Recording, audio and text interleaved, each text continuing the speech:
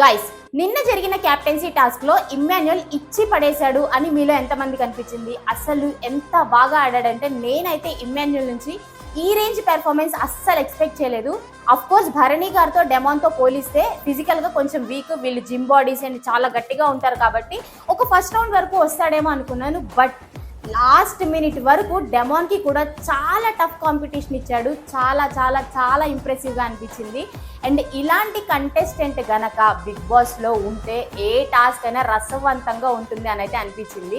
And ఇంకొక విషయం ఏంటంటే హీజ్ ఏ ఆల్రౌండర్ గైస్. ఎందుకంటే ఒక ఎంటర్టైన్మెంట్ విషయంలో కానీ, ఫిజికల్ టాస్క్ విషయంలో, హౌస్ మేట్స్తో ఎలా కలిసిపోవాలి అనే విషయం కానీ, ఏదైనా గొడవ వచ్చినప్పుడు దాన్ని గట్టిగా లాగకుండా అక్కడికక్కడ ఎలా సెట్ చేయాలి అనే విషయం కానీ చాలా మెచ్యూరిటీ అండ్ గేమ్ పట్ల చాలా క్లారిటీ ఉన్న కంటెస్టెంట్ ఇమ్మాన్యుయల్ అని అయితే నాకు అనిపించింది. ఇమ్మాన్యుయల్ గనక ఇదే పెర్ఫార్మెన్స్ ని ఇలా మెయింటైన్ చేస్తూ వెళ్తే తన గ్రాఫ్ అయితే ఖచ్చితంగా ఫైనల్స్ వరకు వెళ్తుంది. అండ్ ఇలాంటి కంటెస్టెంట్ బిగ్ బాస్ కి తప్పకుండా అవసరం.